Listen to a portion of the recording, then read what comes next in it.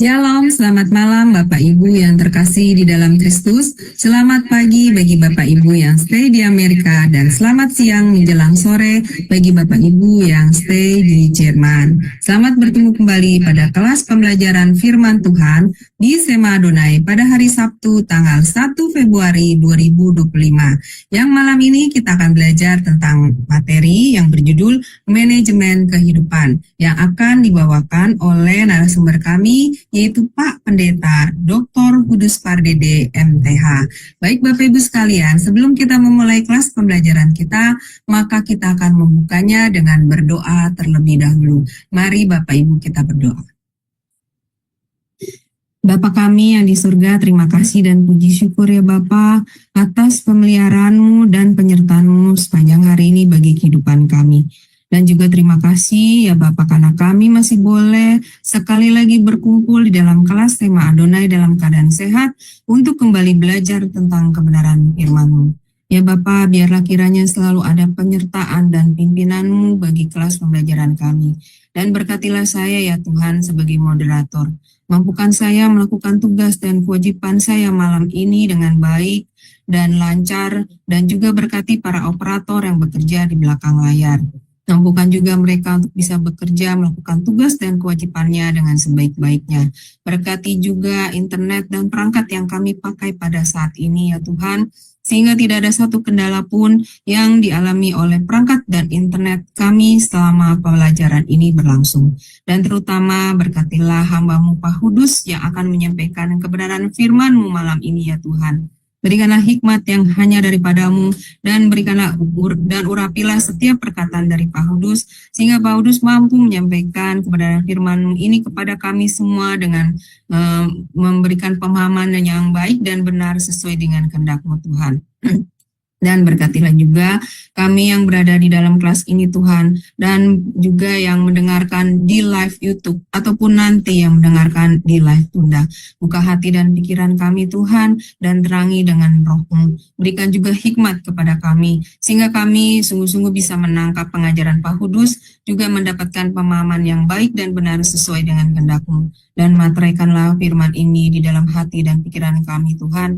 Jadikanlah rema sehingga kami selalu mampu mengingatnya, mengajarkan dan memberitakan kepada sama kami, terutama kami mampu melakukannya di dalam kehidupan kami. Kami terima kasih Tuhan Yesus, kami menyerahkan kelas pembelajaran ini hanya di dalam pimpinan-Mu. Dan kami patahkan segala kuasa kegelapan yang akan menghalangi kelas pembelajaran kami saat ini dalam nama Yesus. Doa ini kami panjatkan dalam satu nama, yaitu Tuhan Yesus Kristus, Juru Selamat kami yang hidup. Haleluya. Amin. Baik, Bapak Ibu, sebelum kita masuk pada sesi pembelajaran, maka tim operator kami akan menayangkan profil dari narasumber kami. Dipersilakan. Shalom semua, selamat datang kembali di Zoom Sema Adonai dan di YouTube channel Cahaya Firman. Pada kesempatan kali ini kita akan berkenalan dengan pengajar kita, yakni Bapak Pendeta Dr. Kudus Pardede MTH, dan berikut adalah profil singkat dari beliau. Tempat tanggal lahir, Pematang Siantar, 21 September tahun 1970. Keluarga, beliau memiliki istri bernama Ibu Herlina Gunawan, dan telah dikaruniai seorang putri dan seorang putra. Pendidikan, STH dari STT Inteos, Solo pada tahun 1993, MDiv dari Asia Pacific Theological Seminary, Philippines pada tahun 1996. MTH dari STT Inteos, Solo pada tahun 2005, Doktor dari STT Baptis Indonesia, Semarang pada tahun 2013. Pelayanan, beliau menjadi dosen di beberapa sekolah tinggi teologi diantaranya, dosen tetap di STT Inteos Solo 1996 sampai 2009, dosen tetap di STT Eklesia Jakarta 2009 sampai 2011. Dosen tetap di STT Satya Bhakti Malang 2011 sampai 2024. Dosen tetap di STT Torsina Surakarta 2024 sampai sekarang. Dosen tamu di 11 STT di Indonesia dan mancanegara. Penggembalaan, beliau juga menjadi gembala di beberapa gereja diantaranya Gembala Sidang GSCA Injil Sepenuh di Solo 1997 sampai 2009. Gembala Sidang GSCA Merdeka di Bandung 2009 sampai 2016. Gembala Sidang GSCA Tesalonika Mandarin di Batam 2021 sampai 2023. Beliau juga telah merilis sebuah buku dengan judul Bahasa Ibrani Alkitab pada tahun 2020.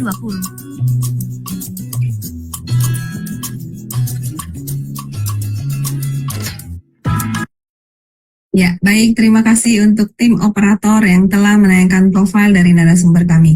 Sebelum kita mulai pembelajaran, saya akan menyapa terlebih dahulu narasumber kami. Shalom, selamat malam, Pak Kudus. Shalom semuanya, selamat malam, selamat diberkati Tuhan. Amin. Semoga kabar Bapak selalu sehat dan luar biasa ya Pak. Amin. Amin. Ya, baik Pak Kudus, saya persilakan waktu dan tempat kepada Bapak untuk mengajar kami. Dipersilakan. Baik, terima kasih Ibu Aling. Pada malam hari ini seperti yang telah diinformasikan pada flyer dan sebagainya, saya menggali tentang satu topik manajemen kehidupan, dan tentu ketika kita berbicara mengenai manajemen kehidupan, manajemen itu ada struktur, ada pola, ada aturan, ada ketentuan, dan ada penataan agar kemudian tidak seperti yang kalau tidak ada manajerialnya malah nanti menjadi berantakan. Baik, saya mulai dengan slide yang saya akan munculkan. Oke, jadi ini yang akan menjadi satu pembelajaran kita. Nah, Kolose 3 secara keseluruhan pasal ayat 1 sampai 17 akan menjadi acuan kita. Nah, kenapa kita berbicara mengenai manajemen kehidupan? Secara sederhana, karena sebenarnya sejak segala sesuatu dalam kehidupan itu sebenarnya perlu penataan. Bahkan kalau kita membaca di Alkitab, sejak dari penciptaan, Tuhan suka keteraturan atas alam semesta. Ketika digambarkan dunia, disebutkan bumi ini belum berbentuk dan kosong, serta gelap gulita menutupi. Maka gelap gulita yang ditutupi itu, yang pertama Tuhan kerjakan adalah menjadikan terang. Lalu kemudian belum berbentuk, maka ditatalah ada darat, laut, air di bumi dan sebagainya. Lalu kemudian ketika disebutkan kosong, Tuhan mulai isi sesuai dengan naturnya. Binatang melata, binatang laut, burung di udara, dan sebagainya. Jadi kalau kita bisa melihat, berarti Tuhan saja sudah punya sebuah perencanaan, gambaran alam semesta yang dia ciptakan itu, ada satu manajemennya, penataannya. Termasuk juga tentu kehidupan manusia pun memerlukan suatu manajemen. Nah, itulah yang sebabnya mengapa saya mengambil topik ini sebagai satu pembelajaran. Tentu ketika kita berbicara mengenai hal menata kehidupan atau manajemen kehidupan, mengelola kehidupan, yang menjadi pertanyaan utama adalah bagaimana menata hidup kita sesuai dengan kehendaknya. Ya, itu menjadi sebuah pertanyaan pentingnya. Saya mengingat pada waktu dulu masih baru kuliah, tinggal di asrama, waktu saya studi S1 dulu, oleh karena asrama kami memiliki fasilitas yang terbatas, misalnya seperti lemari, hanya ukurannya kecil, padahal kamar diisi oleh 3 atau 4 mahasiswa, maka mahasiswa sebenarnya dibolehkan untuk menambah peralatan sendiri selama ruang masih memungkinkan dan penataan yang ditentukan. Nah, saya ingat waktu itu masih ada lemari yang artinya untuk ukuran mahasiswa murah meriah begitu ya, yang terdiri dari lemari plastik sebenarnya, plastik yang tidak terlalu tebal juga, lalu kemudian ada kerangkanya yang terbuat dari besi kosong yang tinggal main sambung-sambung. Saya pikir kalau lihat di toko, gampang masangnya, cuman begitu doang, cuman 4 segi, lalu kemudian tambah raknya, terus ditaruh tripleknya, dan itu semua tinggal beli satu perangkat, pasti nanti gampang masangnya di asrama. Saya beli. Dan ketika memasang di asrama, sudah setengah jam, kok belum nyambung-nyambung, belum bisa-bisa, selalu aja ada yang nggak masuk, ukurannya lah yang nggak pas, inilah yang nggak cocok, kerangkanya lah yang seperti nggak imbang, atau mungkin plastiknya yang bagian dinding itu juga nggak bisa nutup, ulang lagi bongkar dan sebagainya. Nggak bisa-bisa juga, udah 3 jam. Ketika teman sekamar saya melihat apa yang saya sedang kerjakan, rasanya udah hampir rampung, tapi kok yang nggak bisa pas, jangan-jangan salah desain ini. Nah, ketika kemudian dia melihat apa yang sedang saya kerjakan, dia ketawa. Lalu kemudian dia bilang, sebenarnya masang itu mah nggak susah, kamu yang menyusahkan dirimu sendiri. Lalu saya bilang, gimana menyusahkan diri, masa orang suka hancur seperti ini? Lalu dia bilang, sini, mana kardusnya? Di kardusnya itu ada ternyata manualnya, pemasangannya. Nih lihat, nomor sekian lebih dulu, lalu kemudian setelah bagian bawah itu yang 4 persegi, lalu kemudian ada batang nomor sekian, itu dipasang di sini, dan sebagainya dan sebagainya. Rupanya meski kelihatan sama, tetapi ada nomornya dan ada spesifikasi masing-masing dari setiap pilar-pilar dari semacam pipa kosong ini. Dan ketika semuanya itu sudah dipasang sesuai ketentuan, lalu kemudian dipasangkan lagi kerangka luar itu seperti plastiknya, selesai. Hanya berapa menit sebenarnya menyelesaikannya. Aku habis 3 jam mengerjakannya, nggak rampung-rampung, tetapi dia mengerjakan dalam 15-20 menit selesai. Kenapa? Karena dia mengikuti sesuai dengan rancangan dari si pembuat. Sementara saya mencoba menatanya, mengelolanya seperti yang saya pikir. Bukankah ada banyak orang yang menjalankan, mengelola, menata hidupnya karena memang aku tahu seperti apa menjalani atau menata kehidupan ini. Tapi ternyata kalau tidak menurut sang desainer, yaitu Tuhan sendiri, hasilnya sering sekali menjadi berantakan. Nah, itulah yang akan kita ambil dari pembelajaran kita pada Kolose pasal yang ketiga. Karena bacaan agak banyak, jadi saya tidak membacakan sekaligus, tapi per bagian saja. Saya mulai dengan apa yang dicatat pada Kolose 3 tadi, ayat pertama sampai ayat yang keempat lebih dahulu. Saya bacakan lisan saja, saya tidak taruh di slide. Disebutkan seperti ini, karena itu, kalau kamu dibangkitkan bersama dengan Kristus, carilah perkara yang di atas, di mana Kristus ada, duduk di sebelah kanan Allah. Pikirkanlah perkara yang di atas, bukan yang di bumi. Sebab kamu telah mati, dan hidupmu tersembunyi bersama dengan Kristus di dalam Allah. Apabila Kristus, yang adalah hidup kita, menyatakan diri kelak, kamu pun akan menyatakan diri bersama dengan Dia dalam kemuliaan.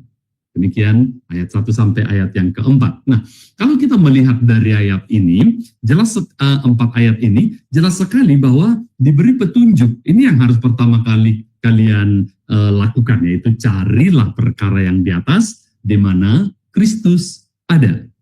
Kalau kita membaca terjemahan dari New International Version, NIV, dalam bahasa Inggris, maka menarik sekali dipakai istilah set your heart. Lalu kemudian ketika disebutkan ayat yang kedua, pikirkanlah perkara yang di atas, dipakai set your mind. Set itu bisa diartikan disetting, disetel. Setelan itu disebutkan di sana sesuai dengan Kristus sebagai nada dasarnya. Nah, kalau kalian memperhatikan bagaimana pemain musik, ya biasanya kalau di gereja-gereja yang berciri Pentakosta atau karismatik full band. Nah, biasanya mereka pemain musik ini akan menyetel, yaitu gitar. Kenapa gitar mesti disetel? Kan minggu lalu udah dipakai dan udah enak, Kenapa sekarang di setel lagi? Sederhananya oleh karena gitar itu yang mana bunyinya itu dihasilkan oleh senar yang berbahan logam. Dan berbahan logam itu sangat bergantung kepada cuaca. Ketika udara dingin, logam itu akan menciut, tetapi kalau di udara yang lebih panas, dia memuai. Nah, kalau menciut atau memuai, nadanya itu jadi berubah. Maka pemain musik selalu berkata, tolong, nada E, ding, ding, ding, ding, ding, deng, deng, deng, deng, deng, harus dinaikkan, disetel, deng, deng, deng, deng, deng, deng, deng, deng, deng, deng, lagi, ding, ding, ding, ding, ding, ding, ketinggian, turunin lagi, deng, deng, deng, deng, deng, deng, deng, deng, deng, sampai sama. Nah, itu yang disebut sebagai nada dasar. Nah, bisa kita perhatikan juga bahwa setelan ini nggak boleh dibalik. Keyboard dong yang sekali-sekali ngikutin gitar. Kenapa? Karena kalau keyboard itu sudah standar, dia tidak berubah mau cuaca bagaimanapun. Kalau dia hidup, kalau dibunyikan, ya hasilnya sama. Gitarlah yang mudah berubah. Nah, Kristus itu tidak berubah. Alkitab mengatakan demikian. Kitalah yang perlu disetel. Disetel hati kita, disetel juga pikiran kita. Disetel seluruh keberadaan kita dengan standarnya apa? Kristus. Kristuslah yang menjadi nada dasarnya. Ada sebuah ungkapan, ini memang ungkapan joke aja. Katanya orang Batak itu kan pinter-pinter nyanyi, suaranya merdu dan sebagainya. Tapi yang agak nggak terlalu menonjol dalam hal ini katanya adalah orang-orang Manado. Saya tanya, maksud sih banyak juga orang Manado? Iya, lihat aja. Namanya aja Manado. Manado, do-nya aja masih dicari. Kalau orang Batak itu udah jelas C sama dengan do, G sama dengan do. Tapi kalau masih Manado, do-nya aja dicari bagaimana bisa nyanyi katanya begitu. Just kidding. Tapi yang saya maksudkan adalah kita butuh panduan, kita butuh standar, kita butuh sesuatu yang tidak berubah. Barulah dengan demikian kita bisa lihat bahwa hidup kita disetel menurut dasar itu, dan dasar itu adalah Kristus. Setelah melihat ke atas, karena di sanalah setelannya itu ada, barulah kita kemudian setting hidup kita yang di bumi ini. Tadi di ayat 3 dan 4 disebut kita itu sudah mati loh. Artinya mati di situ kehendak kita, keinginan kita sudah bukan aku lagi, kata Paulus. Yang hidup di dalamku bukan aku lagi, melainkan Kristus. Jadi hidup kita sekarang tersembunyi karena yang kita tonjolkan bukan aku lagi. Jadi adalah sebuah keterbalikan kalau kadang-kadang ada orang yang bilang begini, lu belum tahu siapa gue ya? Kenapa kok malah menonjolkan siapa gue? Kalau kita betul-betul sudah di dalam Kristus, maka misi hidup kita bukan lagi biar dia tahu siapa aku, tetapi supaya mereka mengenal siapa Kristus yang kepadanya aku percaya. Itu seharusnya. Okay? Hidup kita dengan demikian akan terus disetel untuk sepadan dengan Kristus. Dan apabila sepadan dengan Kristus, maka kemuliaan terpancar. Seperti gitar menjadi enak harmoni dengan drum, dengan keyboard, dengan bass, atau dengan alat musik tiup lainnya yang ada di dalam tim itu. Maka hidup kita pun menghasilkan suatu harmoni. Ketika kita sudah disetel dengan nada dasar adalah Kristus. Itu yang pertama. Manajemen kita, hidup kita itu harus didasarkan dengan look up. Lihatlah ke atas. Apa yang ada di atas atau siapa yang ada di atas? Itu adalah Kristus. Di mana Kristus ada. Oke, kemudian kita juga bisa melihat bahwa ternyata menyetel hidup juga memerlukan prinsip yang berikut. Look out. Dalam bahasa Inggris itu artinya adalah waspadalah. Oke, saya bacakan ayat yang kelima sampai ayat 9a. Karena itu, matikanlah dalam dirimu segala sesuatu yang duniawi, itu percabulan, kenajisan, hawa nafsu, nafsu jahat, dan juga keserakahan yang sama dengan penyembahan berhala. Semuanya itu mendatangkan murka Allah atas orang-orang durhaka. Dahulu kamu juga melakukan hal-hal itu ketika kamu hidup di dalamnya. Tapi sekarang, buanglah semuanya itu, yaitu marah, geram, kejahatan, fitnah, kata-kata kotor yang keluar dari mulutmu. Janganlah lagi kamu saling mendustai. Oke, jadi kita bisa lihat dari ayat 5 sampai ayat 9 bagian awal ini, bahwa ternyata kita juga perlu look out. waspada. Mengapa? Karena tadi digambarkan natur sifat manusia lama kita, meskipun memang kita di dalam Kristus sudah menjadi ciptaan yang baru, tapi dia selalu ingin berkuasa kembali.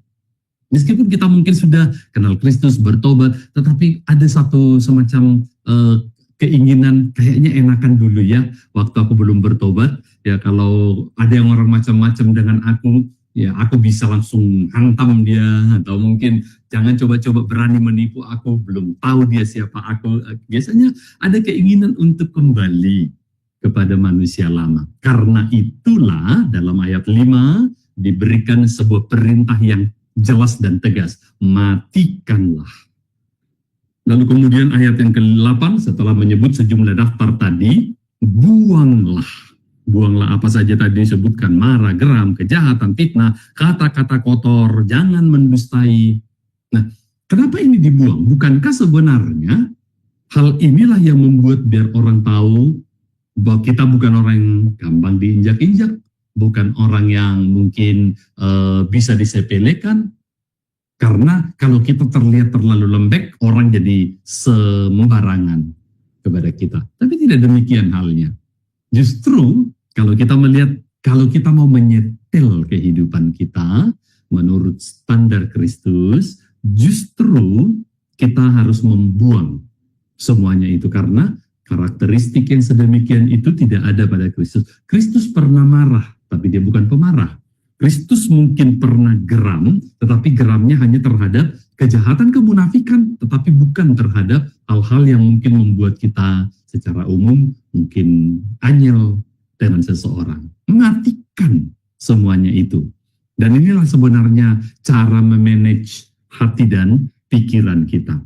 Mengapa banyak pengikut Kristus yang belum mematikan atau membuang hal-hal duniawi? Karena jujur aja, yang disebut matikan dan buang itu memang sesuatu yang sering sekali menyenangkan, sering sekali menguntungkan.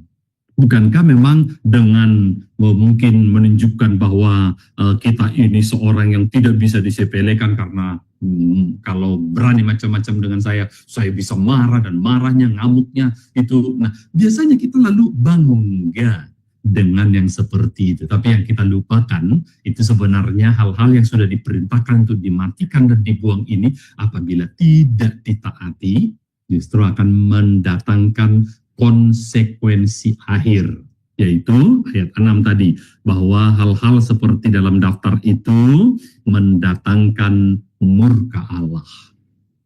Kalau Allah murka, nah kita terus terang harus memang benar-benar mikir, ya, bos kita marah aja itu sudah sesuatu yang menakutkan. Aduh, kalau gue dipecat gimana nih, duit gue, kerjaan gue, dan keluarga, tanggungan, segala macamnya. Tapi Allah bisa lebih dari itu.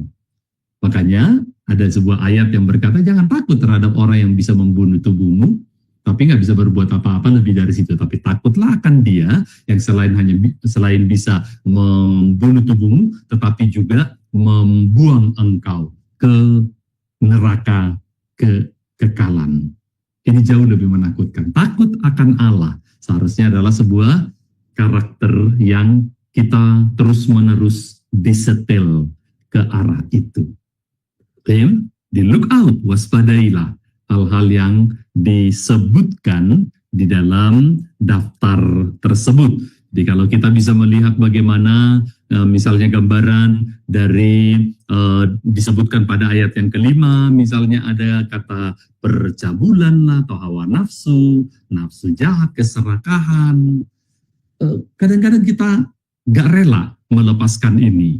Alasannya habis, kalau nanti dilepaskan, akibatnya lah kita mencari pembenaran demi pembenaran. Bagaimana kita bisa untung di dunia bisnis kalau kita tidak menggait untung dengan cara-cara yang curang sekalipun.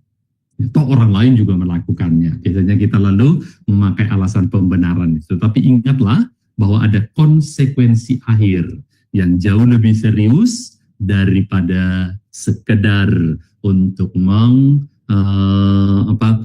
mendatangkan keuntungan atau menyenangkan untuk sesaat.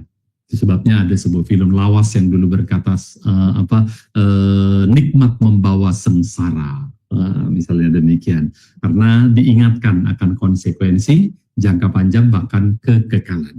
Lalu kemudian kita juga lihat untuk menyetel hidup kita itu disebutkan ke prinsip yang berikutnya, look in, lihatlah ke dalam mana? Ke dalam diri kita.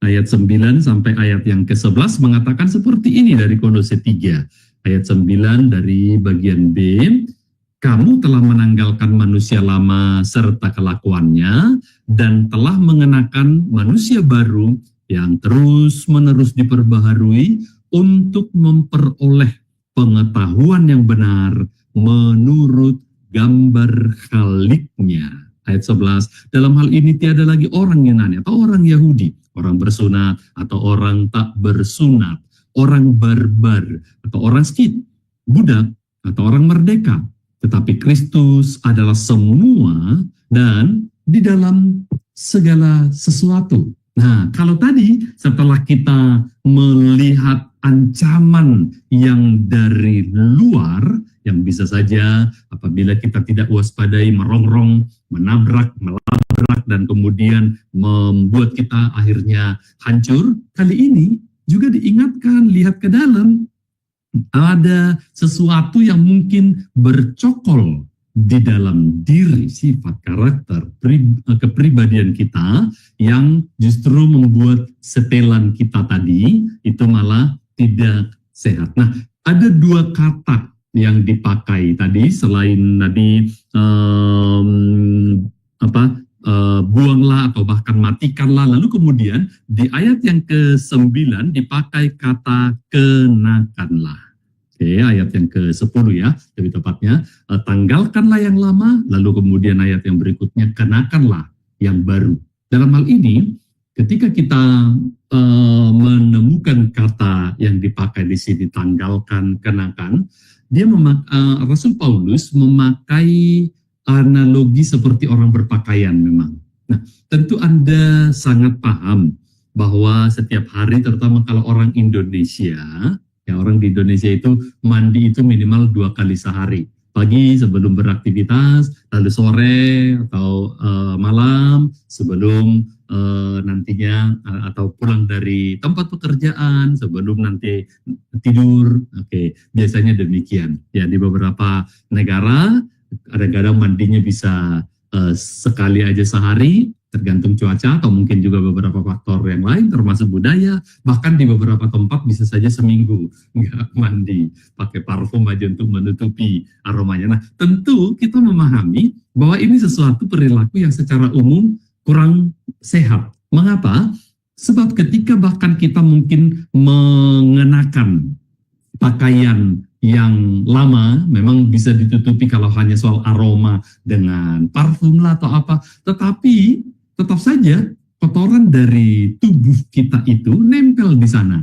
Maka dia hanya parfum hanya mampu mengatasi bau, tetapi tidak mampu membersihkan, tidak mampu untuk menjaga kita tetap dalam kondisi yang sehat, prima, dan dalam kondisi yang terpelihara. Maka dipakai gagasan tanggalkan dulu yang lama.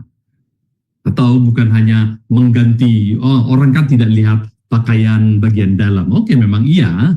Lalu kemudian kalau begitu aku cuma ganti pakaian luar. Oke, tapi bayangkan kalau, maaf menyebutkan, pakaian dalam Anda tidak diganti untuk beberapa hari, sebenarnya siapa sih yang terganggu? Orang lain mungkin tidak tahu.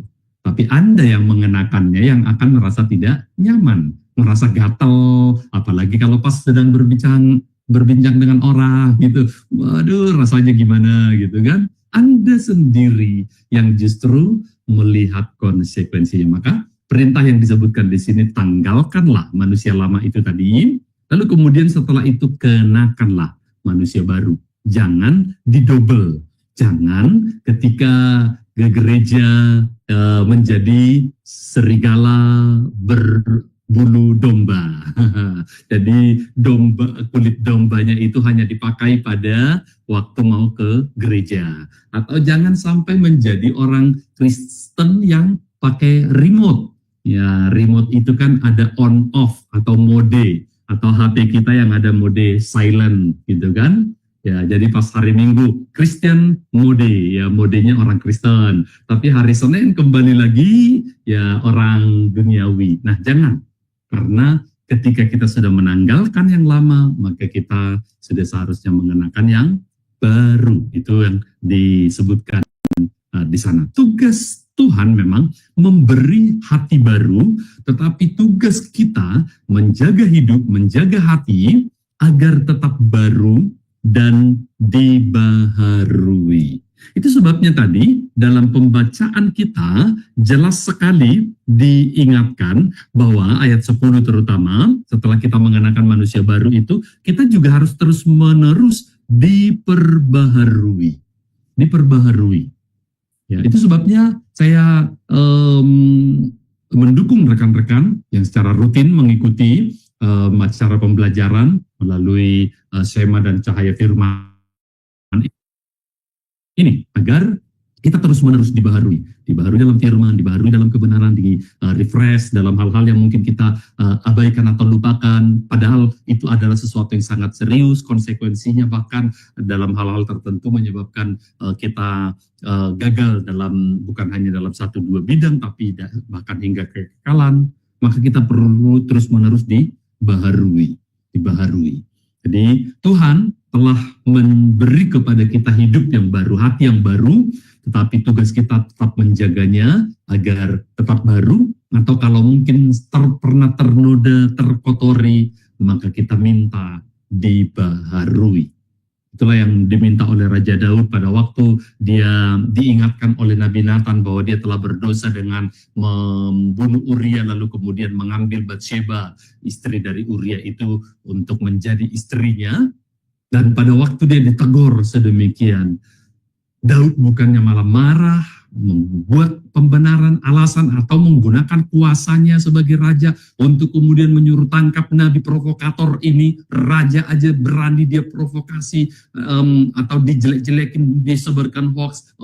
Raja dengan mudah bisa melakukan seperti itu. Tapi yang dilakukan oleh Daud adalah dia sadar, dia salah. Dan kalau dia hidup terus-menerus dalam kesalahan, seperti yang dicontohkan oleh pendahulunya Saul, pada waktu ditegur oleh Nabi Samuel, bukannya sadar, insaf, bertobat, berbalik, tetapi malah mencari pembenaran diri dan sebagainya. Dan kita tahu bagaimana tragisnya akhir kehidupan dari Saul.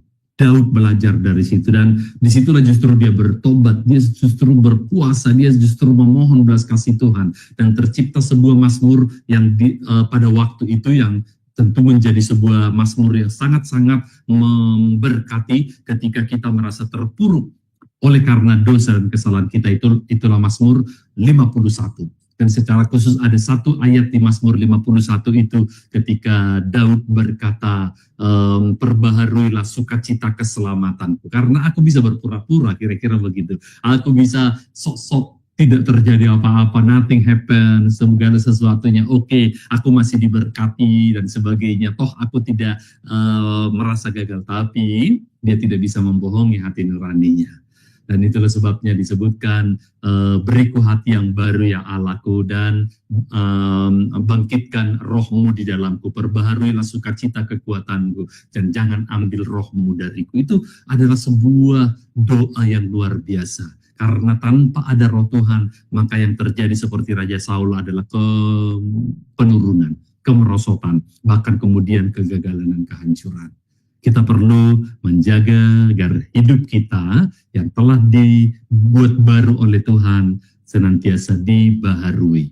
Maka datang terus-menerus kepada Tuhan dalam persekutuan dengan saudara kita seiman. Kemudian melayani, gunakan energi, pikiran kita bukan hanya untuk diri kita, tetapi juga untuk orang lain. Itulah sebenarnya cara menyetel kehidupan kita. Nah, barulah setelah look in, lihat ke dalam, apa yang kita simpan, apa yang kita coba tutupi, apa yang coba kita mungkin cari alasan pembenaran, tapi di hadapan Tuhan sebenarnya itu sesuatu yang seharusnya patut dibuang atau dibangun.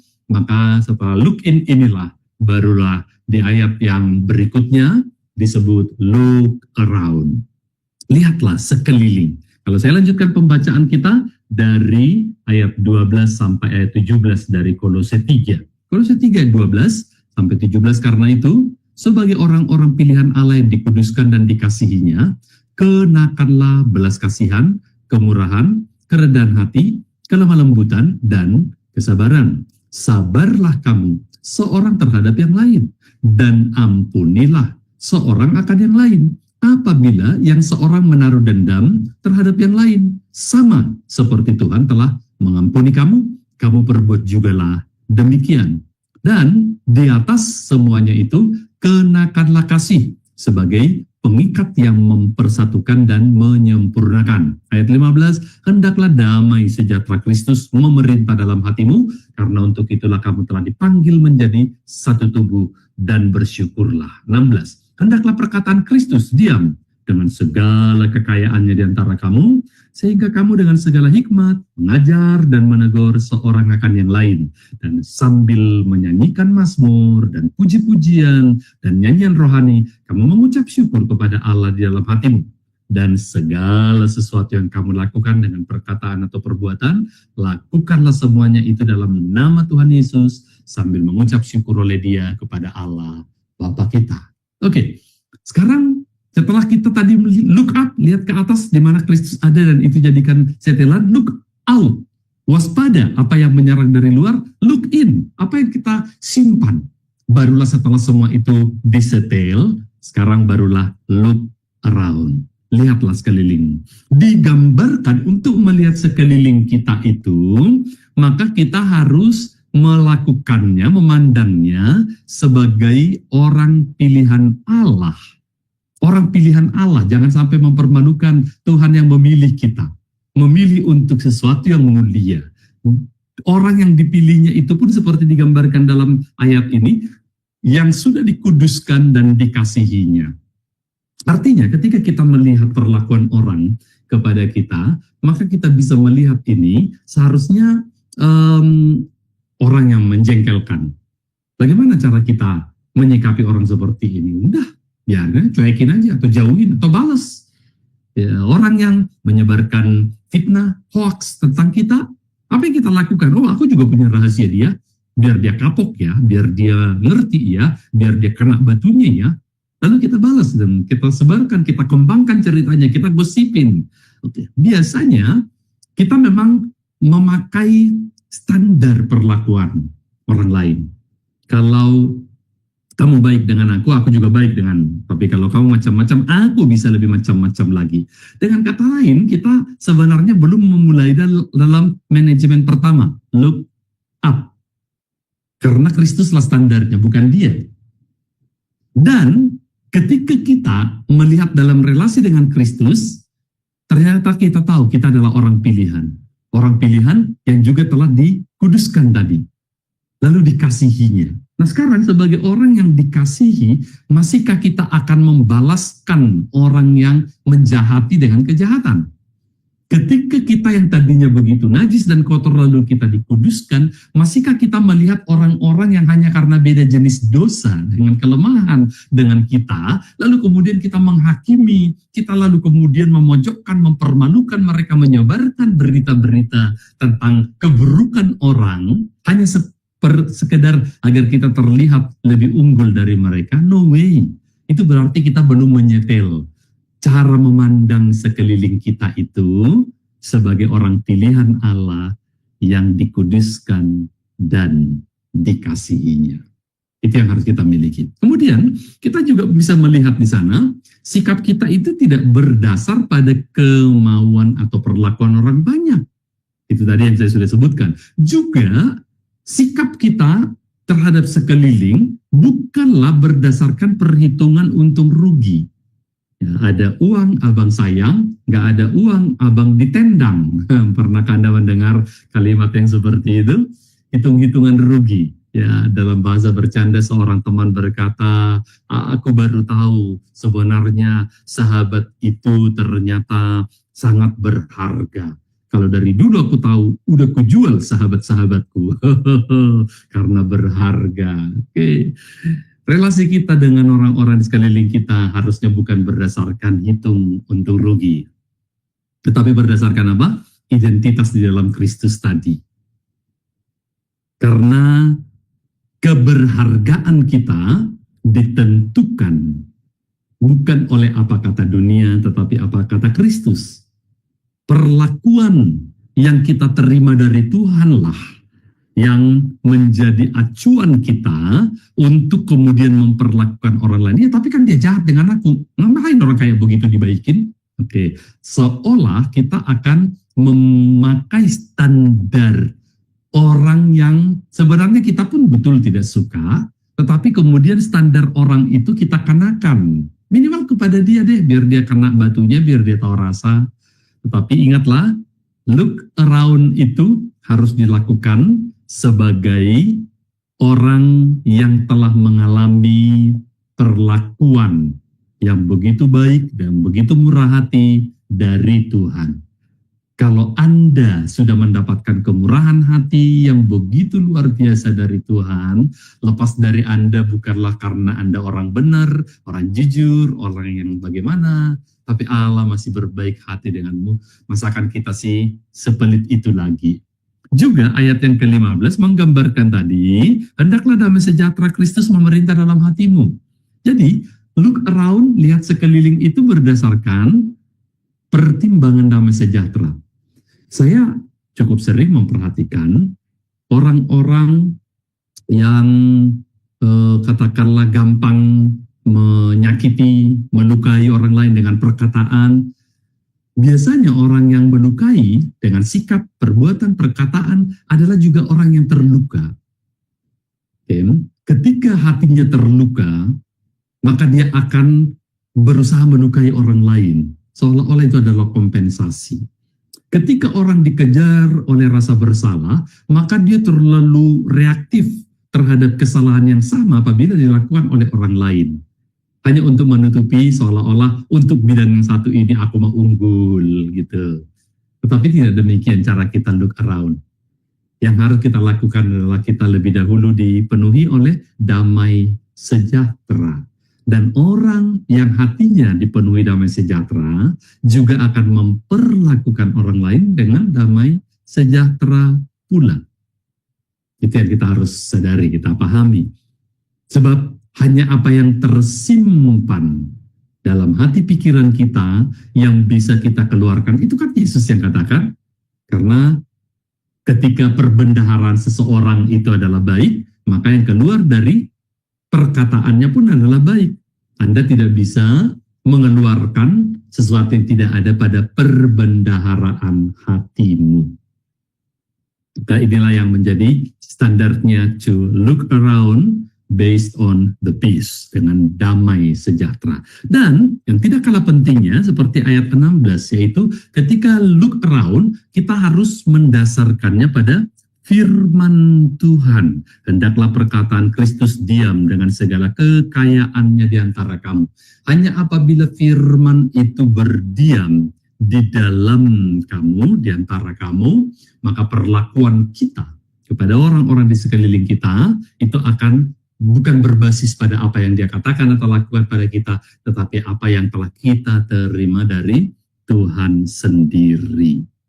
Nah, jadi disinilah kita bisa melihat. Dan yang tidak kalah uniknya, ayat 16 bahkan berkata, hendaklah perkataan Kristus diam dengan segala kekayaannya. Wow. Kalau Anda ingin menjadi orang kaya, maka jadilah kaya dengan kaya yang istilahnya kaya 7 turunan, gak ada habis-habisnya. Kalau kaya oleh karena rekening di bank angkanya miliaran, itu bisa habis loh seketika.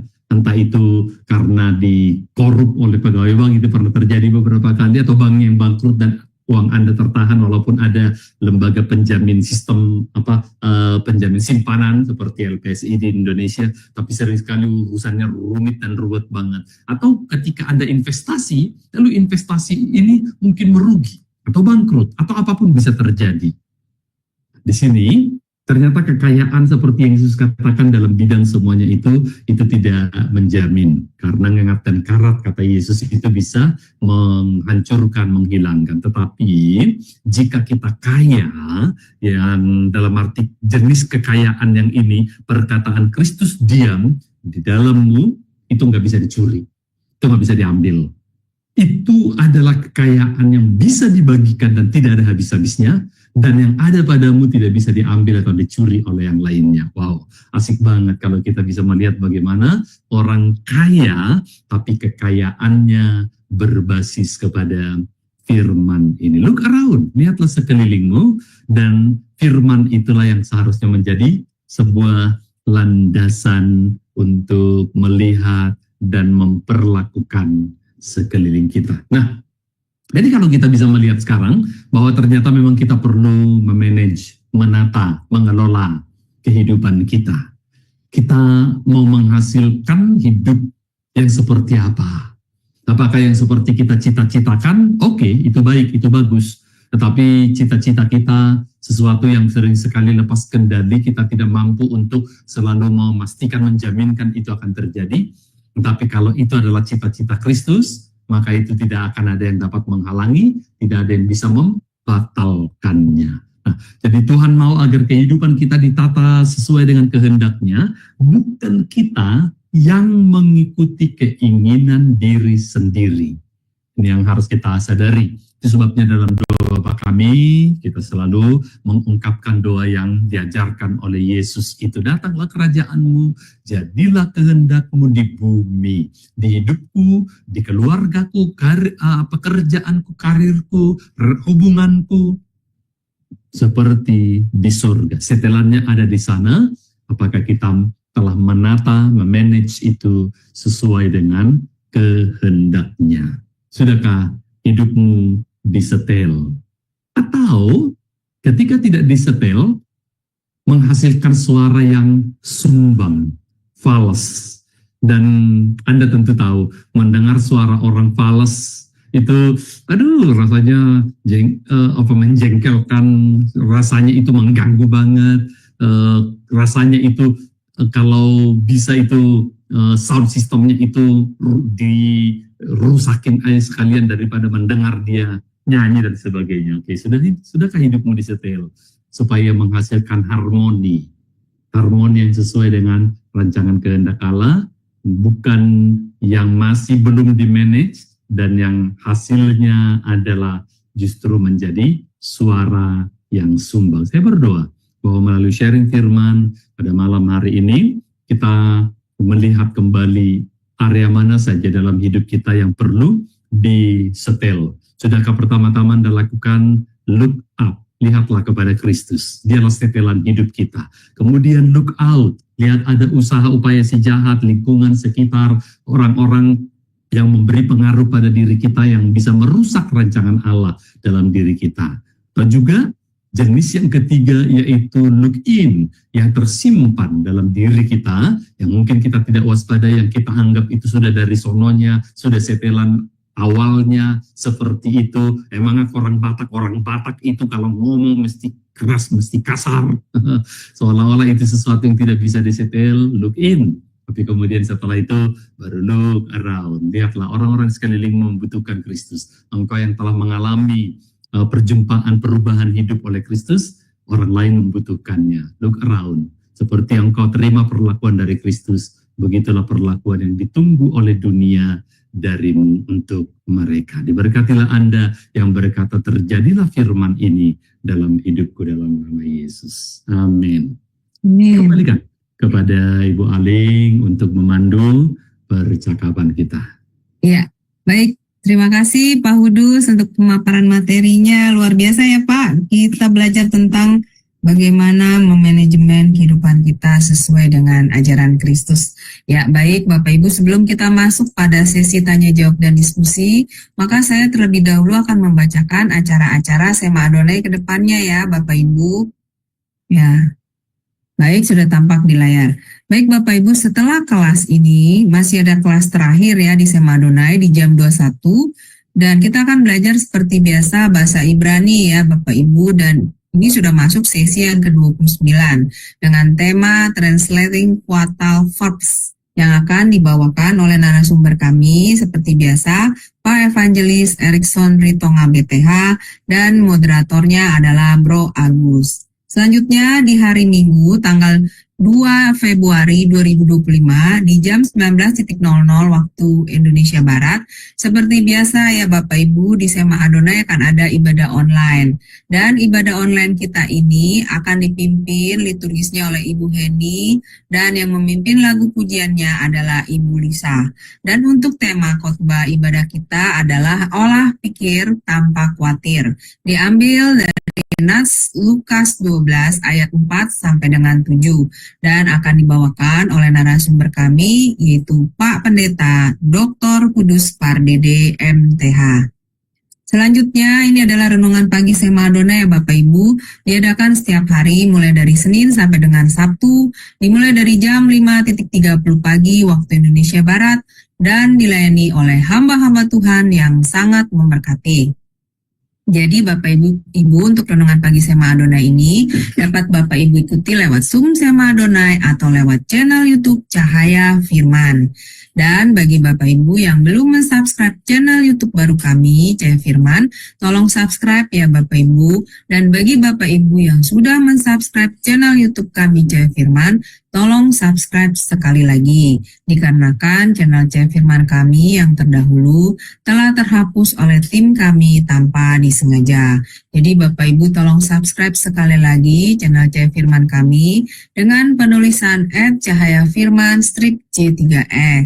Dan juga Bapak Ibu tolong subscribe channel YouTube kami yang satu lagi bernama Sema Adonai Plus dengan penulisan @Sema Adonai Extra.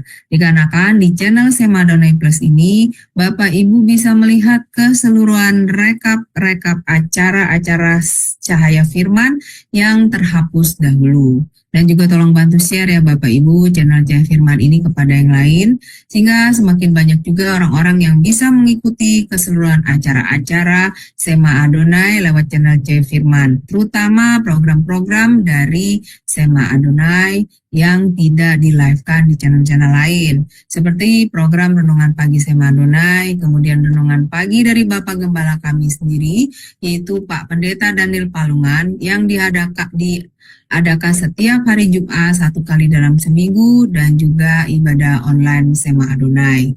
Dengan Bapak Ibu membantu men-share channel Cahaya Firman kepada yang lain, Bapak Ibu telah membantu channel kami untuk menjadi lebih berkembang dan menjadi berkat lagi bagi banyak orang. Terima kasih Bapak Ibu atas perhatiannya. Sekarang kita akan masuk pada sesi tanya jawab dan diskusi ya Bapak Ibu.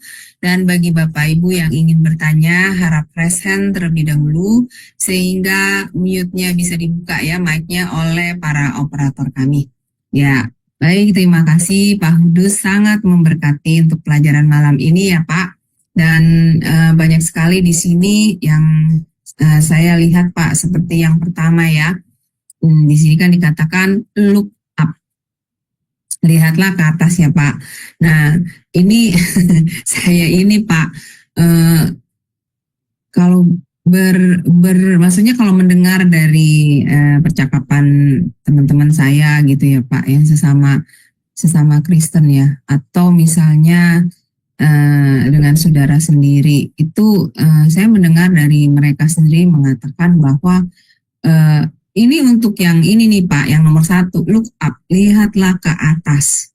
Nah, jadi maksudnya untuk mengikuti yang perintah pertama ini, mereka beranggapan apa ya Pak, menurut mereka itu tidaklah penting Pak. Gitu. Jadi karena mereka merasa ya kita kan masih hidup di dunia gitu loh Pak. Ya kan di sini kan sama juga dengan ayat yang itu ya Pak, carilah dahulu kerajaan Allah ya kan semuanya kan. Nah ini mereka kalau saya mendengar percakapan mereka apa ya, menanggapinya tuh tidak dengan seharusnya gitu Pak Hudus ya. Jadi kadang saya sudah suka berpikir mereka ini tidak mengetahui atau memang tidak mau peduli gitu loh Pak Hudus, untuk yang pertama ini ya Pak. Nah, Terus sebisanya saya memang kalau saya tahu tentang pengetahuan firman, saya selalu berusaha menjelaskan Pak kepada teman-teman atau saudara saya kebenarannya gitu. Nah, yang membuat saya sedih ini banyak Pak Kudus, ternyata teman-teman saudara seiman kita ini tidak mengerti Pak tentang ayat yang nomor 1 ini. Ya, jadi mengenai bahwa betapa pentingnya kita ini walaupun hidup di dunia kita harus berfokus pada perkara yang di atas. Nah, menurut Pak Kudus ini bagaimana Pak kita menyikapi saudara-saudara seiman kita yang masih mempunyai anggapan seperti ini? Apa karena kurang belajar? Apa bagaimana ya Pak Kudus ya? Silakan Pak. Oke. Tadi di bagian pengantar saya memberikan satu contoh bagaimana saya mencoba memasang lemari plastik dengan tiang yang dari pipa besi yang kosong itu ya. Dan ketika saya berpikir saya merasa mampu, cuman begitu doang, bentuknya cuman kotak lalu tambah rak-rak dan asal semuanya sudah ada, sudah lengkap, gampang lah, cuman kelihatannya gampang. Seolah saya sudah ngerti, tapi ketika betul-betul mencoba masangin ini ke situ, ada aja yang nggak pas. Dan ternyata memang ada ukuran-ukuran tertentu. Dan apabila saya tidak menempatkan suatu misalnya pipa di posisi yang tepat, maka kerangka luarnya itu jadi nggak bisa masuk. Entah itu kekecilan jadi, di satu sisi kekecilan, di bagian lain nanti menjadi kelebihan, dan nggak pas, karena memang itu sudah dirancang hanya akan bisa tepat masuk kalau setiap rusuk-rusuknya itu ada pada tempatnya. Nah, itu sebabnya saya habiskan waktu sekian jam dengan berkeringat, lelah, capek, kesal, dan kemudian curiga, jangan-jangan ini pabrik salah bikin nih, wah gue dibohongin nih, dan segala macamnya. Sampai ketika teman saya melihat apa yang saya kerjakan, ya kan ngerjain begini dong, baca dong gitu ya, baca dong, itu kan ada tuh panduannya. Dan ketika dia mengikuti persis, ada nomornya, ada ininya, dalam waktu 15 menit jadi. Ngapain aku harus menghabiskan sekian banyak waktu trial and error, coba, salah, keliru, padahal sebenarnya bisa dikerjakan dalam waktu yang relatif sangat singkat. Hidup itu seperti itu. Sering sekali kita memang menganggap aku yang lebih tahu hidupku, aku yang lebih ngerti tantangannya, kesulitannya, kerugitannya, kompleksitasnya, ya. Tetapi justru di argumentasi atau di dalam opini seperti itulah menjadi kesalahan terutamanya. Karena kita tidak tahu segala sesuatu, kita tidak mampu bahkan untuk tahu persis berapa detik ke depan ini. Yang harusnya yang tahu itu yang memberitahu kita, dan yang tahu tentang hal itu adalah Tuhan. Juga sama seperti tadi yang saya sebutkan, lemari ini yang tahu di mana dan bagaimana ya yang membuat. Nah, karena Tuhanlah adalah yang menjadi desainer hidup kita, Dia yang tahu bagaimana menjalani kehidupan dengan cara yang paling tepat, paling minim kerusakan, paling tepat untuk sampai kepada tujuan. Nah, ketika kita sadari hal itu, maka tidak ada pilihan lain kecuali look up dalam contoh seperti tadi. Karena di sanalah panduannya ada, disitulah petunjuknya lengkap dan tersedia, dan itu akan menghemat kelelahan, usaha, kegagalan, mungkin juga basahin bantal dengan air mata, nyesal kenapa dulu aku melakukan ini, padahal di firman panduan itu sudah ada. Kalau saja kita membacanya, mungkin nggak perlu harus ngejalaninnya berdarah-darah, berkeringat sekian lama dan sebagainya. Bukan berarti kalau kita nggak mengikuti, kita tidak berkeringat, tetapi tidak semelelahkan, semenyakitkan mungkin, atau separah seperti yang sekiranya kita tidak mengikuti panduan yang memang Tuhan beri. Dan panduan itu ada pada firman, ada pada Kristus yang sebagaimana digambarkan dalam Alkitab. So look up itu adalah sebuah keniscayaan. Kecuali kalau Anda mau hidup berantakan seperti dalam slide paling awal tadi, ya terserah, pilihan ada pada setiap orang, tapi konsekuensinya itu loh yang mungkin kadang-kadang orang merasa cukup pede untuk manage kehidupannya dengan model yang dia mau. Seperti Betul, Pak Hudus. Memang saya perhatikan memang justru karena ketidakmengertian mereka ya Pak tentang pemahaman look up ke atas ini, lihat ke atas ini, ya memang benar Pak, hidup mereka jadi banyak masalah. Betul sekali Pak, karena mereka berjalan dengan kehendaknya sendiri ya, dengan pemikiran mereka sendiri. Nah ini tadi Pak Hudus menjelaskan bagaimana saya harus berkata dengan mereka. Wah luar biasa ya Pak, jadi saya bisa mengatakan siapa yang tahu akan masa depan kita ya Pak, yang memimpin kita. Nah kepada dialah kita bersandar ya Pak, kepada dialah kita taat ya. Wah luar biasa. Dan juga untuk yang kedua ini Pak, look out. Nah ini matikanlah dan buanglah kedagingan kita. Ini memang tidak mudah ya untuk kita bisa melakukannya ya Pak Hudus. Tetapi saya tahunya untuk area ini adalah kita bisa mampu melakukannya kalau kita minta kasih karunia Tuhan ya Pak, pasti ya, untuk bisa mematikan dan membuang hal-hal yang duniawi. Betul tidak Pak Hudus seperti itu? Ya. Nah, kenapa orang tidak mau mematikan atau membuang itu tadi seperti butir yang saya sekilas sebutkan, oleh karena memang mereka eman-eman.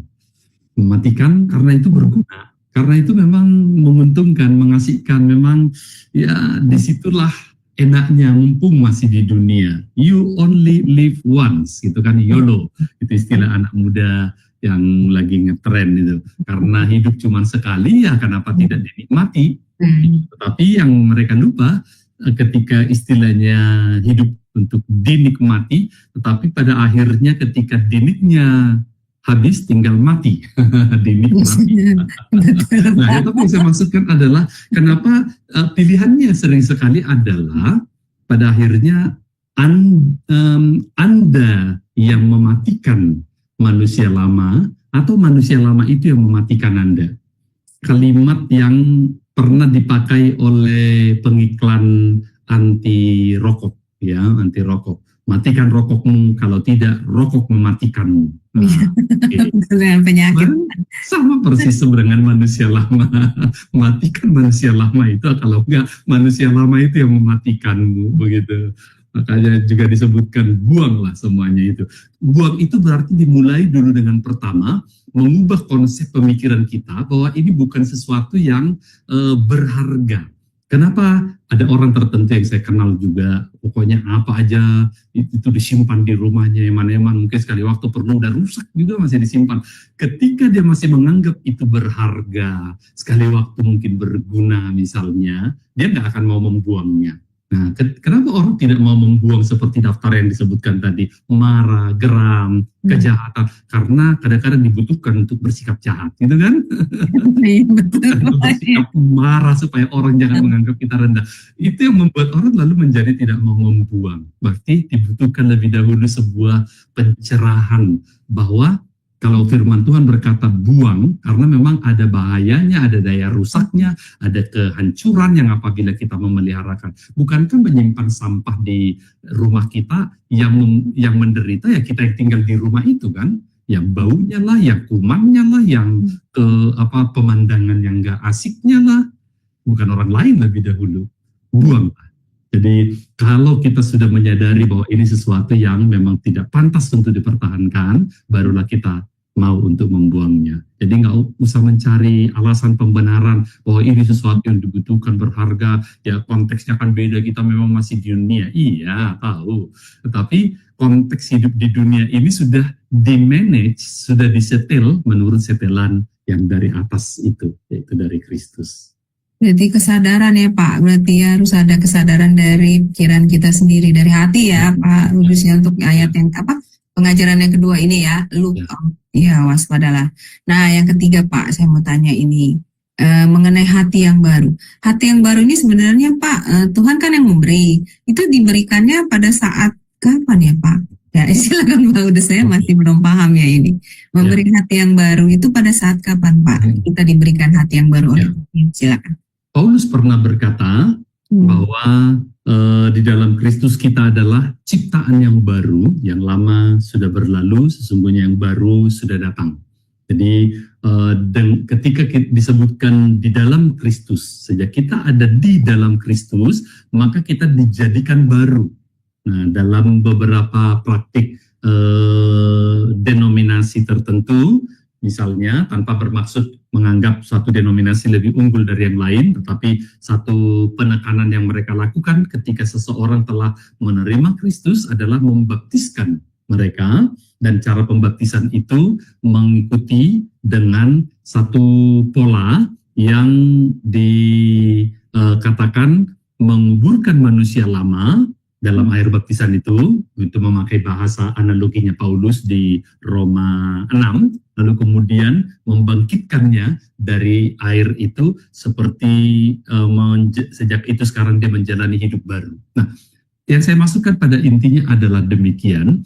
Sejak kapan kita itu sebenarnya diberi hidup yang baru atau menjadi ciptaan yang baru? Sejak kita ada di dalam Kristus. Nah, cuma yang memang kita sering sekali tidak sadari, setelah di dalam Kristus lalu kita mungkin menjadi lalai, menjaga kebaruannya. Kita izinkan noda di pikiran, di perasaan, di dalam sikap perlakuan terhadap orang lain, karena seperti yang juga sekilas saya sebutkan tadi, manusia lama kita ini memang ingin kembali berkuasa, ingin kembali lagi merebut. Bahkan dalam bahasa yang agak berbeda, analogi yang terpisah, Yesus pernah menggambarkan seseorang yang tadinya telah ditinggalkan oleh roh jahat itu, tapi rupanya dia tidak waspada, lalu kemudian datang lagi itu si bahkan yang lebih jahat lagi dari yang sebelumnya. Itu adalah suatu kemungkinan. Maka itulah sebabnya tadi saya menyebutkan bagian Allah itu memang membuat kita menjadi baru, ciptaan yang baru, tapi tugas kita adalah menjaganya tetap baru atau dibaharui. Makanya persekutuan dengan Kristus itulah yang akan menjaga itu tetap kinclong, begitu, tetap terpelihara dalam memancarkan kemuliaan Kristus itu. Luar biasa Pak Kudus. Iya. Dan untuk yang terakhir, look around, lihat sekeliling. Nah ini juga banyak ya Pak. Maksudnya saudara-saudara seiman kita yang dalam melihat look around ini banyak yang gagal Pak. Sejujurnya ya, karena ini berhubungan dengan luka batin ya Pak ya, luka hati.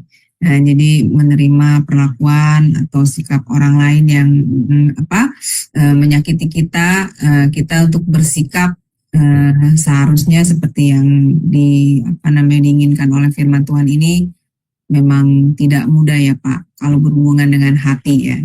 Dan pada pemaparan Bapak tadi bahwa sikap kita tidak berdasar pada kemauan atau perlakuan orang banyak atau hitung untung rugi, tapi berdasar identitas di dalam Kristus. Artinya berdasarkan kasih ya Pak, betul tidak? Ya. Jadi kalau kita melihat sekali lagi bagaimana kita lebih dahulu diperlakukan oleh Kristus. Kalau Kristus melakukan menurut standar apa yang kita lakukan kepadanya, kita menjahati, mencurangi, mengkhianati dia, melakukan apapun yang menyakiti, lalu kemudian Kristus melakukan hal itu, oke, karena kamu sudah melakukan itu padaku, aku juga bisa melakukannya, maka habislah kita, hajablah kita, begitu. Tapi untunglah, oleh anugerah kita tidak dilakukan dengan standar perlakuan kita kepada Allah. Nah, karena kita sudah menerima kemurahan yang sedemikian besarnya, maka perlakuan kita kepada orang lain juga adalah dengan standar Kristus. Yesus pernah memberikan perumpamaan seorang hamba yang berhutang kepada tuannya sekian dinar, gak mampu bayar, lalu kemudian si raja, lebih tepatnya raja itu marah, orang ini pun dimasukkan ke mau dimasukkan ke penjara, tetapi dia memohon belas kasihan, tolonglah beri aku waktu, aku pasti bayar. Rupanya itu menimbulkan belas kasihan sang raja. Oke, udah kalau begitu hutangmu dihapuskan. Wih, senang banget dia. Tetapi kemudian ketemu dengan orang lain yang berhutang kepadanya yang cuma berapa puluh ribu rupiah. dicekiknya orang ini, lalu kemudian diancamnya, mana hutangmu dan sebagainya. Ya, rupanya ketika hal itu diceritakan sampai kepada raja, raja marah. Aku sudah menghapus hutangnya yang sekian juta atau malah miliar itu. Orang lain berhutang kepadanya cuma ratusan ribu, gak dia ampuni, gak dia hapus. Udah, tangkap itu, balikkan lagi hutangnya sampai dia membayarnya. Waduh, itu tentu sesuatu yang dia pikir saya berhak kan, karena memang betul dia berhutang kepada saya sekian ratus ribu. Ya, tapi ingatlah bahwa engkau telah menerima perlakuan hutangmu yang miliaran itu saja dihapuskan dengan kemurahan. Kenapa sih nggak bisa bermurah hati? Menerima kemurahan sedemikian besar, masa nggak mau bermurah hati secuil itu pun, bahkan kepada orang lain. Dia hanya mendasarkan kebenarannya, memang dia berhutang kok. Kalau itu dasarnya, bayangkanlah sekiranya Tuhan lalu mendasarkan standar, ya memang kamu berhutang, begitu. Siapa di antara kita yang akan pernah bisa lolos dari neraka yang kekekalan itu? Tapi untunglah kita menerima anugerah. Nah, sekarang pernyataan look around itu adalah dengan standar tadi yang saya sebutkan, baik itu perlakuan dari Allah dengan damai sejahtera, bukan lagi dengan standar dunia dan sebagainya. Dan kemudian firman yang berdiam dalam diri kita, itulah standar kita melihat sekeliling kita. Sehingga akan terlihat perbedaan, orang-orang akan berkata, kalau aku diperlakukan kayak begitu, aku nggak bisa sesabar kamu. Kamu kok bisa ya? Ya, lalu kita akan berkata, karena standarku bukan apa yang dia lakukan, tapi apa yang Kristus lakukan. Itu menjadi sebuah media kesaksian yang luar biasa. Karena kita menunjukkan standarku bukan apa yang dunia lakukan, atau apa yang dia lakukan kepadaku, tapi apa yang Kristus telah lakukan bagiku lebih dulu. Amin. Sebenarnya Pak, pengajaran dari firman Tuhan ini tujuannya adalah untuk mendatangkan damai sejahtera sebenarnya Pak ya pada hati umatnya ya Pak. Ya. Karena dengan kita bisa mengampuni orang, nah kita bisa hidup dalam damai. Nah ini Ibu Heni. Ya silakan Ibu Heni. Ya, selamat pagi dari New York ya Pak. Saya menyimak pelajarannya, duduk di sini memikirkan, iya betul juga ya, mengenai manajemen kehidupan ini. Tadi kalau Bapak memberikan contoh mengenai merakit lemari itu, nah ini saya sedang juga merakit drawer. Jadi saya beli drawer, ada 6 drawer. Dan menurut teman saya nanti tunggu aja tukang yang pasangin, tapi tukangnya kan seminggu sekali datangnya. Jadi saya pikir saya coba bikin gitu. Tapi memang betul, saya bingung waktu buka box, wah ini banyak banget, bagaimana caranya gitu kan? Pasti saya kagak tahu. Tapi dengan saya membaca bukunya, saya jadi tahu, oh skru ini nomor sekian, papan ini nomor sekian, ini sekian, terus ada panduannya istilahnya untuk digabung-gabungkan. Jadi itu memang bisa. Nah, menurut saya Pak, memang betul kita manusia ini nggak pernah berhenti belajar ya Pak ya. Banyak orang yang tidak mau belajar, tidak mau upgrade dirinya, sehingga tidak tahu apa-apa gitu loh. Nah tadi Bapak memberikan contoh Daud ya sama Saul, itu saya pikir iya juga ya. Coba Daud ini, karena dia bisa memanage kehidupannya, dia lakukan kesalahan, dia bertobat, dia memperbaiki, dia akhirnya hidupnya sukses. Tetapi Saul yang hidupnya yang berantakan karena ada kecemburuan yang kayak gitu, dia nggak bisa mengatur kehidupannya, sehingga dia mati dengan ganas gitu loh. Nah, saya bilang wah ini pelajaran bagus sekali. Memang setiap anak Tuhan itu harus belajar bagaimana memanage kehidupannya. Jadi manajemen kehidupannya. Banyak sekali, termasuk di sekeliling saya saat ini saya banyak melihat ya Pak ya.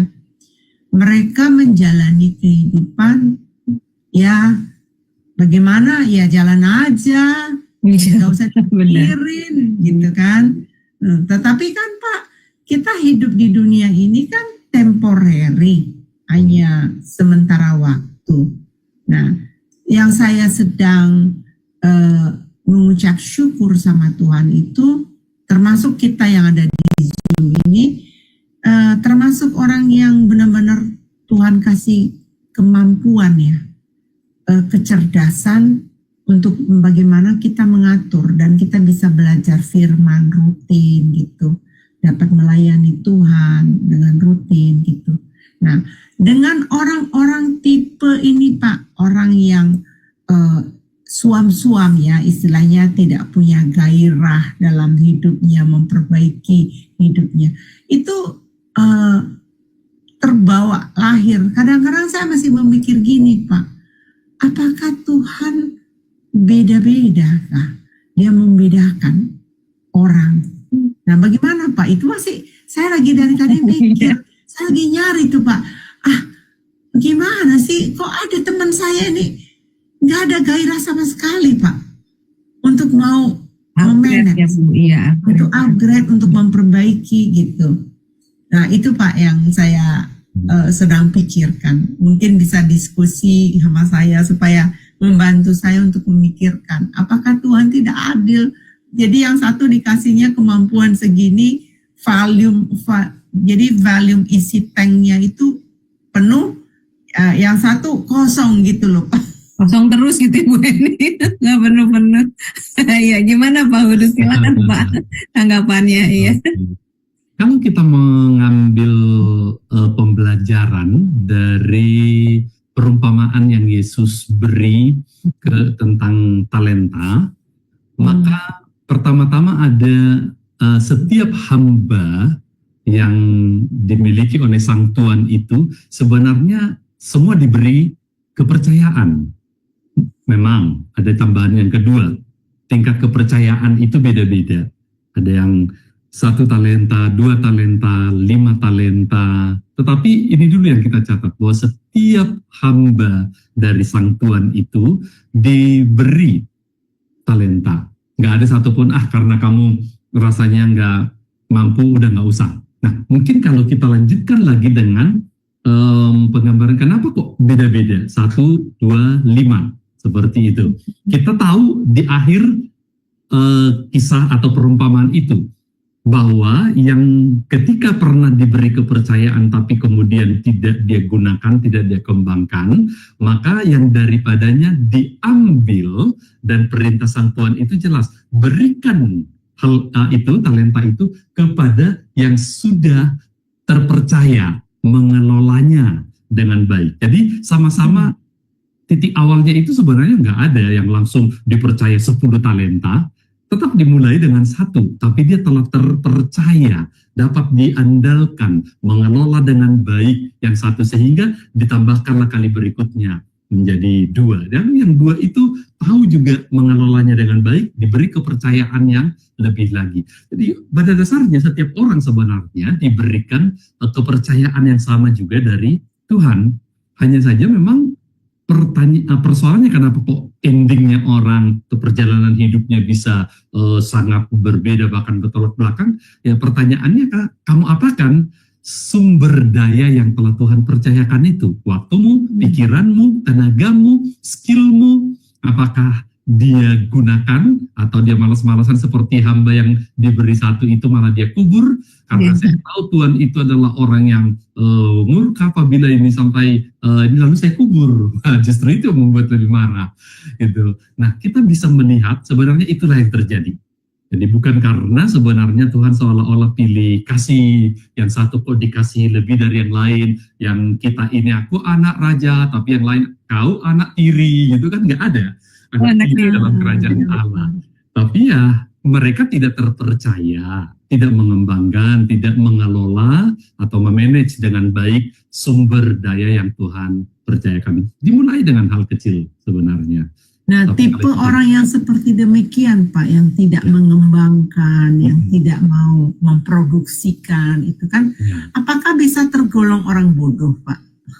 Ya. Maaf ya Pak, orang bodoh, jadi kategorinya gitu Pak, orang bodoh.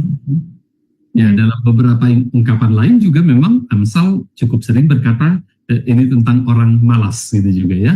Dalam arti tertentu bodoh ya, malas juga. Dua ungkapan itu dipakai oleh kitab-kitab hikmat untuk menggambarkan orang sudah diberi kepercayaan, tapi kemudian tidak menggunakan atau tidak mengembangkan, tidak mengoptimalkan. Ya. Ya, jadi makanya yang tadi Bapak ajak untuk mengerti look it up dan look it out gitu ya. Ada orang yang tidak mau Pak, dia kagak mau lihat yang itu, dia kagak mau lihat yang ini, yang itu, dia pokoknya yang mana yang dia mau itu aja yang dia mau lihat. Jadi mana bisa dia berkembang gitu. Baik, saya saya serahkan Pak Sam itu. Ya, ini ada yang bertanya Pak Sam juga ya. Ya silakan Pak untuk partisipasinya. Silakan Pak Sam. Ya. Ya, selamat malam Pak Hudus Pardede. Ya, terima kasih tema pelajaran pada malam hari ini. Untuk saya yang sedang belajar ini, saya sangat diberkati, dan bagi saya memang sudah sangat terperinci, dan tetapi juga saya harus belajar lagi bagaimana dengan penafsiran saya nanti, apakah bisa sama, apakah bisa dilakukan gitu. Jadi untuk saya pelajaran pada malam hari ini sudah sangat luar biasa, memberkati saya, menambah pengetahuan saya. Mungkin kalau judulnya ini kan jarang bahkan di gereja kan. Kalau yang saya dengar ya, kalau judul seperti ini kan apa itu manajemen kehidupan kan gitu kan. Tetapi setelah saya mendengar penjelasan Pak Udus ini, ya saya diberkati pada malam hari itu. Memang tadi yang look out itu memang natur manusia lama selalu ingin berkuasa, keserakahan yang sama dengan penyembahan berhala kalau menurut saya kan. Padahal Tuhan sudah suruh untuk mematikan, untuk membuang, tapi mengapa pengikut-pengikut atau saya juga misalnya kan, bukan cuma orang lain yang saya tuduh, saya juga kenapa tidak membuang, kenapa mempertahankan, kenapa melakukan. Ini sangat luar biasa, menyenangkan dan menguntungkan, namun mengabaikan konsekuensi akhirnya. Nah, gitu kan. Nah, ini yang menurut saya ini sangat bagus penjabarannya gitu. Ya saya memang kadang-kadang seperti itu, tidak mematikan, tidak membuang ya. Tetapi dengan firman Tuhan pada malam hari ini saya ditegur gitu. Jadi saya bukan menuduh orang kenapa mereka tidak membuang, kenapa mereka tidak mematikan. Ini untuk diri saya gitu Pak Kudus. Jadi memang kita harus mengantisipasi apa konsekuensi akhirnya. Konsekuensi akhirnya kan mendatangkan murka Allah. Itu sangat teguran buat saya. Memang kalau saya pelajarin tidak gampang untuk melakukan Pak ya, tidak gampang. Mengkhotbahkannya saya gampang, tapi melakukannya itu sangat susah. Jadi untuk pertanyaan saya cuma seperti itu Pak. Dan banyak pengetahuan saya ini, dan saya diberkati, saya mengerti penjabaran dari Pak Kudus. Terima kasih, Tuhan berkati, mau ditanggapi. Ya, terima kasih Pak Sam untuk sharingnya ya Pak. Memang benar ya Pak Kudus, terutama berhubungan dengan dunia pekerjaan ya Pak. Ini melakukannya sangat sulit ya Pak Kudus ya. Karena selama hidup di dunia ini ya pasti dalam bidang pekerjaan juga akan menemukan hal-hal yang ya sebenarnya tidak sesuai dengan ajaran firman. Wah, luar biasa sekali Pak Kudus, sangat memberkati kami semua untuk pengajaran Pak Kudus malam ini ya. Semoga Bapak Ibu juga sangat terberkati ya dengan pelajaran ini. Dan tanpa terasa kita sudah belajar selama 1,5 jam, puji Tuhan. Dan kita akan menutup kelas pelajaran kita. Pak Kudus, jika masih ada closing statement-nya silakan Pak. Lalu pimpin doa berkat bagi kami semua. Silakan Pak Kudus. Saya menggarisbawahi tadi komen terakhir dari Pak Sam, bahwa dari apa yang dia dengar itu segera membuat dia bercermin dari firman. Kadang-kadang kita ini bukannya bercermin dari firman. Alkitab menggambarkan bahwa firman itu adalah seperti sebuah cerminan untuk melihat diri kita.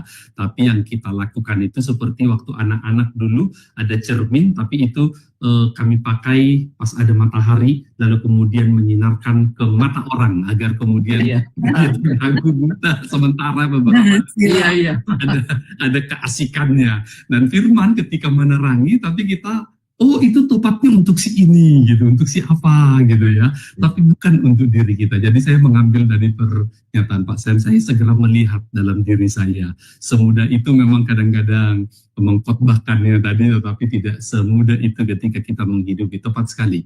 Dan ini juga menjadi sebuah ingatan bahkan bagi saya sendiri. Saya mengkhotbahkan ini, mengajarkan ini pun sekaligus mengingatkan diri saya, woi, jangan cuma pintar ngomong dong. Semoga kita juga demikian, menjadikan firman ini selalu menjadi cermin bagi kita. Mari kita syukuri firman ini, persekutuan kita malam ini. Bapak, kami bersyukur malam hari ini kami belajar sesuatu dari firman-Mu, bahwa kami memiliki satu kehidupan yang harus dikelola, harus di-manage sebagaimana rancangan Tuhan, bukan menurut selera, keinginan, kemauan kami, karena itu bisa mendatangkan kehancuran, kegagalan, kecelakaan, dan kerusakan yang bahkan permanen, bahkan total. Maka kami tidak ingin terjadi hal yang sama untuk kehidupan yang sesungguhnya Tuhan telah rancang, kehidupan yang penuh dengan damai sejahtera Allah, masa depan yang penuh harapan. Kami ingin sampai di sana, kami ingin menikmatinya. Oleh karena itu, berkenanlah kiranya Tuhan untuk memimpin kami di dalam tuntunan firman-Mu, karya Roh Kudus-Mu, kebenaran-kebenaran yang akan membentuk kami untuk menjadi seperti itu. Maka kami izinkan untuk Tuhan sendiri yang berkarya, Roh Kudus sendiri yang akan mengelola hati, pikiran, perasaan, dan kemudian juga membentuk perlakuan kami, melihat sekeliling kami yang juga membutuhkan kebenaran firman yang sama seperti yang kami dapatkan dari firman pada malam hari ini. Diberkatilah kami yang bukan sekedar menjadi pendengar, tetapi kemudian menjadi pelaku firman-Mu. Karena itu biarlah Engkau akan teguhkan itu oleh karya Sang Allah Tritunggal untuk menjadikan kami sebagai orang-orang yang terberkati karena menjadi pendengar dan pelaku firman-Mu. Kami arahkan iman kami kepada Tuhan, kami terima berkat-Mu, melimpahlah damai sejahtera dari Allah Bapa kita, kasih setia dari Yesus Kristus Tuhan Juru Selamat kita, dan penyertaan yang sempurna dari Roh Kudus-Nya yang akan menjaga dan membentuk kita menjadi semakin disempurnakan sama seperti Kristus, agar kita memancarkan kemuliaan-Nya dan terpelihara setia sampai Dia datang kedua kalinya membawa kita dalam kemuliaan sampai selama-lamanya. Haleluya. Amin. Amin. Tuhan. Amin. Baik, terima kasih Pak Hudus untuk pelayanannya yang luar biasa bagi kami ya Pak. Semoga Tuhan selalu memberkati keluarga Pak Hudus dan memberikan kesehatan, dan juga pelayanan Pak Hudus diberkati Tuhan lebih dan lebih lagi menjadi berkat bagi banyak orang. Amin. Baik Bapak Ibu sekalian, terima kasih untuk bersamaannya dengan Sema Adonai. Dan jangan lupa sebentar lagi pukul 21 masih ada pelajaran yang terakhir ya Bapak Ibu, yaitu mengenai bahasa Ibrani. Jadi tetap stay bersama kami ya Bapak Ibu. Dan oke, kita akhiri kelas kita. Sampai ketemu lagi. Bapak Ibu sekalian, Tuhan Yesus memberkati. Shalom, shalom, shalom.